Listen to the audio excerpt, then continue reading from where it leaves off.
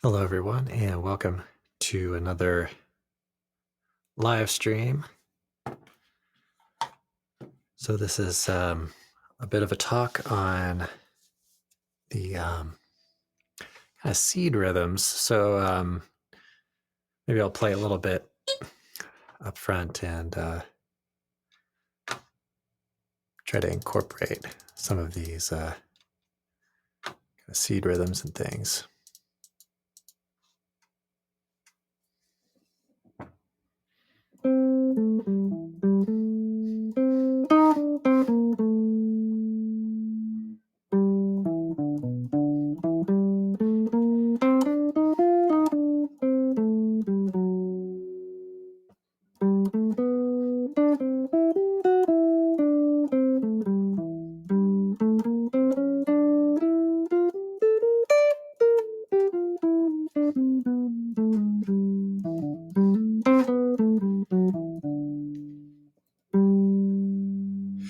All right, so some of the things that we can do.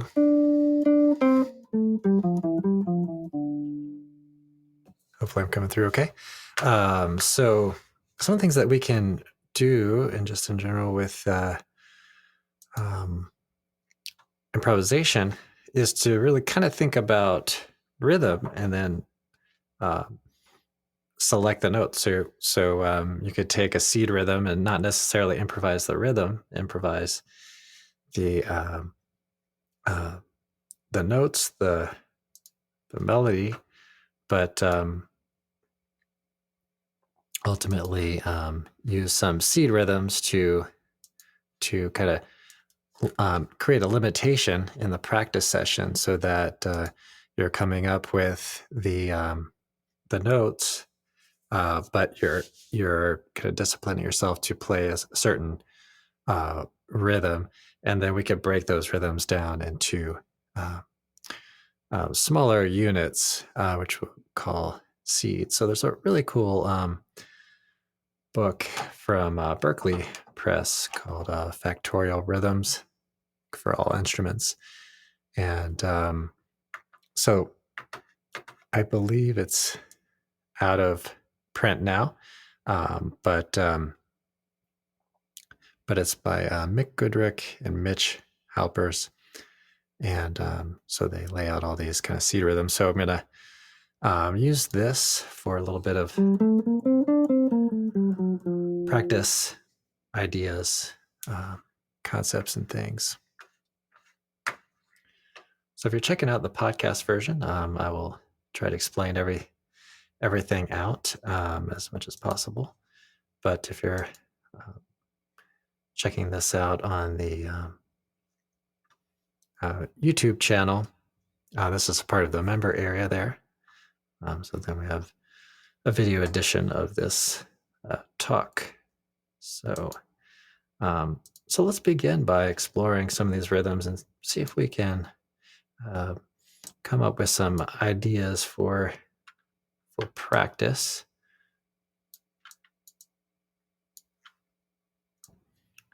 And think about some ways that we might use them.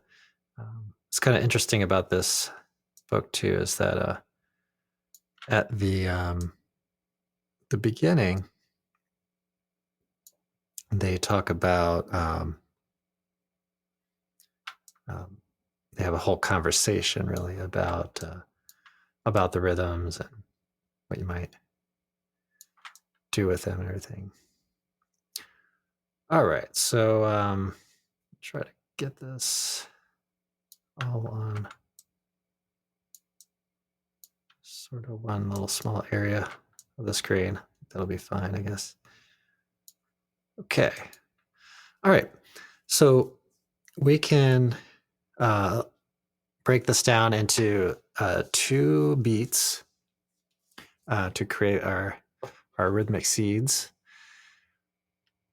And so when you play this, this could be, for example, beat 1 and beat 2. It could also be beats 3, beats 4. Okay. You could even stretch it into thinking about maybe 2 and 4. But once you get all these combinations, you wouldn't really need to do that. But first one, we would have one attack on the beat. So let me see if I can get a click going here. Let's find a good tempo.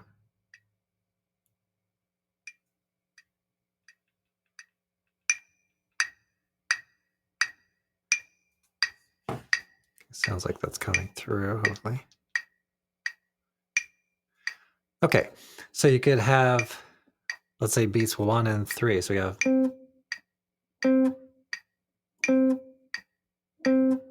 So 1, 2, 3, 4, 1, 2, 3, 4.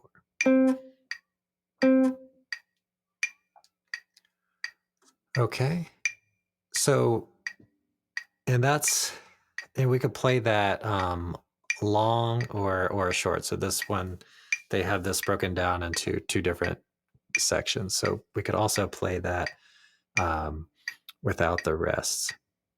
All right, so let's look at number 2 there. So 1, 2, 3, 4, 1, 2, 3, 4, 1, 2, 3. Since it's a 2 measure pattern, maybe I'll change this to 2. Just 2. There we go. 2, 1, 2, 1, 2, 1, 2, 1, 2, 1, 2, 1, 2. Okay, so that would be kind of the initial thing to practice. And notice with our technique, we can play that with so that first one, since it lands on the beat, we'll play that with a downstroke, and then the one in between the beats, or the end of the beat, will be an upstroke. And then that upstroke, you could play it real even, or you could play it like a swung eighth. So same thing here with number 3 and number 4. So number 3, we land on beat 2. So let's go with that. So I'm playing a C, I'm playing string 3, fret 5. So we can say 1, 2, 1, 2, 1, 2, 1, 2. Okay, and then number 4, it's going to be the and of 2. So 1, 2, 1, 2, 1. 1, 2, 1, 2, 1, 2, 1, 2, 1, 2. Okay, so that can be really good for working at kind of the grid of things, and just really knowing where you are. So you could count those in 4s and repeat them. So you count 1, 2, 3, 4, or just 1, 2. So so that's going to be a really strong thing to just that, just practicing, getting to know where all of those beats lie and working those things out. All right, so let's look at kind of the idea of 2 attacks. I'm going to make this a little smaller.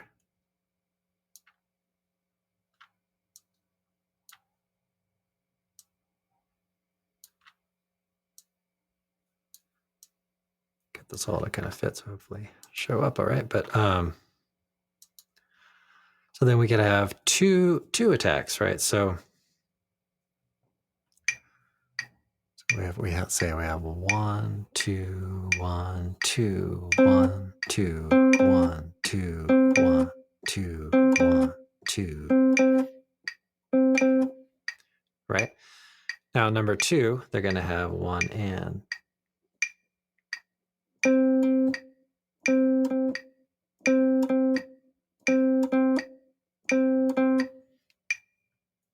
Okay.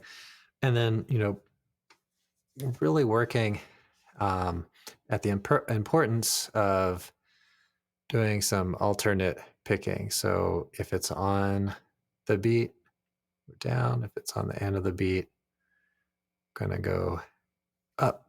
So let's check out kind of the next one here. Number 3. 1, 2, 1, 2, 1, 2, 1.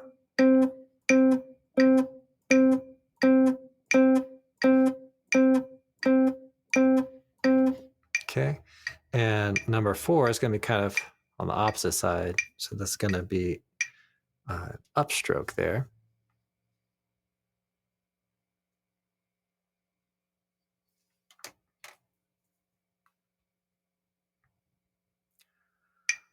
Two, 1, 2, 1, 2, 1, 2, 1, 2, 1, 2.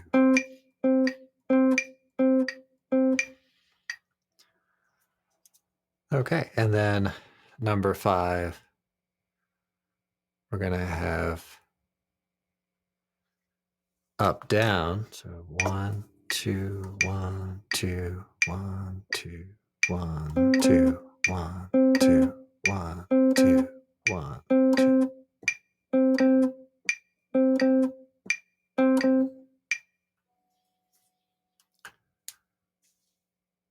Okay, and then number 6, they give us the down up on B2. 1, 2, 1, 2, 1, 2, 1, 2, 1, 2, 1, 2. And again, in this book, what they're going to do is apply that to beats, either 1, 2, or 3, 4. Typically on a 4/4 time signature. And so all those, again, they're going to show that a little later on. I'm not going to kind of go through and play each one, but for example, that last one you could play, or any of these really, you could play them long.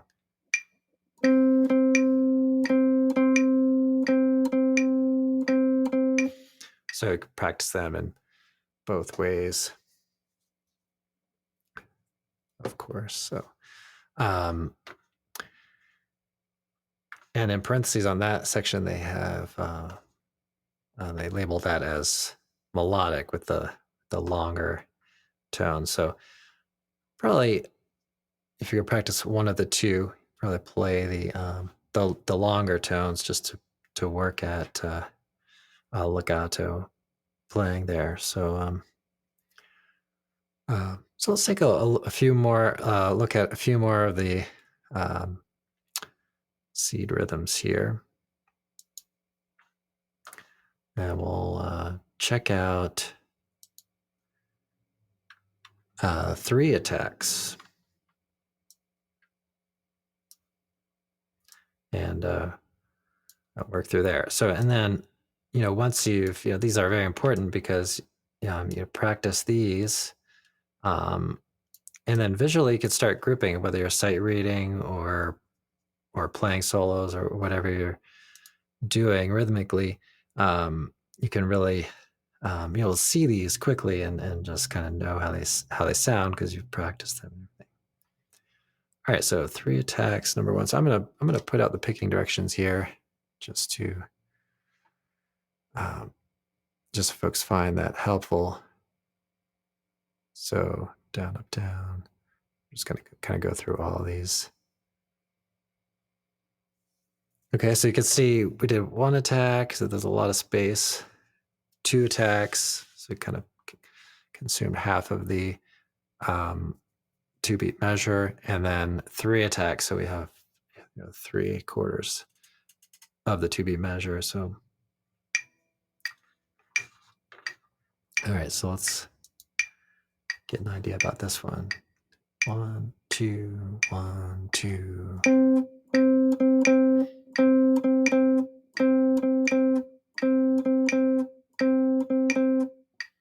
All right, how about number 2? 1, 2, 1, 2.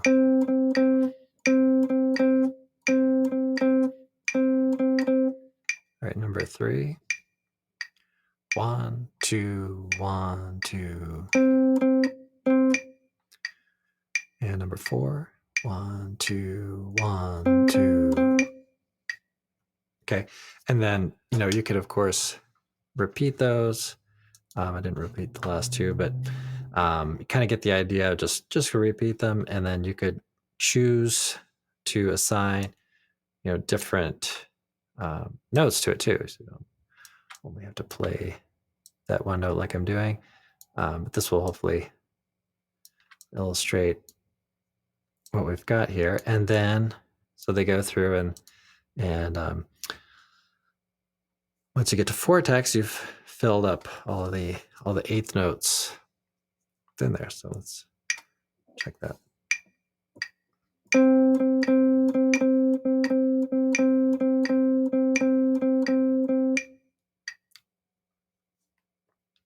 Okay, and so playing all that would be, as far as picking directions, that would be down, up, right? So let's take an idea of what we might be looking at as far as kind of what happens next. So pretty much covered what we're set out to do for today, but let's take a look at kind of just peruse through and get an idea of some of the things that you could end up doing with this whole practice idea.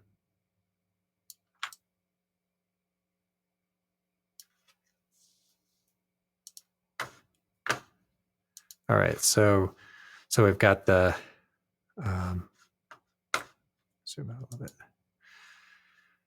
Okay, that's what we covered there, and then the same rhythms, but holding those out longer. And then when we start combining different seed rhythms, depending on how many attacks per rhythm there.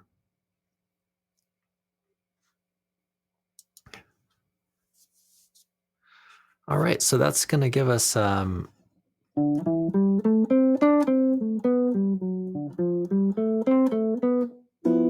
lot of exercise in alternate picking. Work on time feel with these.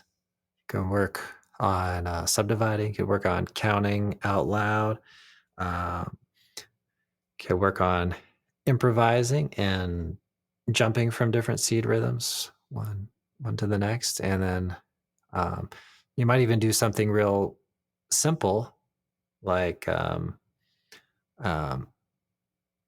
just play on a single chord, repeated chord, and then go through and play different seed rhythms.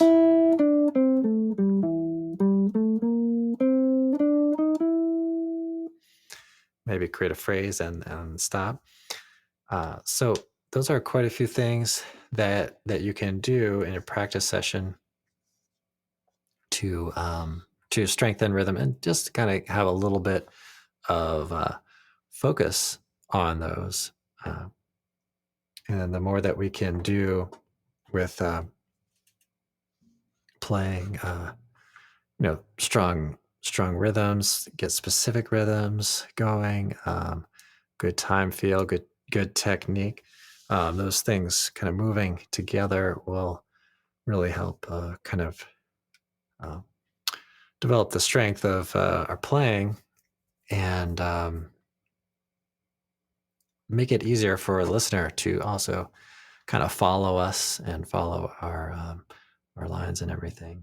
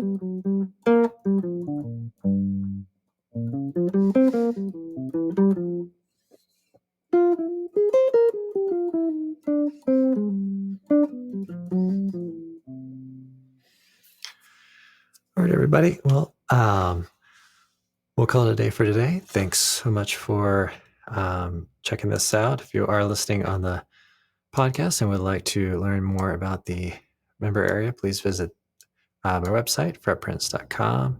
If you are already a member, thank you for supporting the channel, and I will see you all in the next one.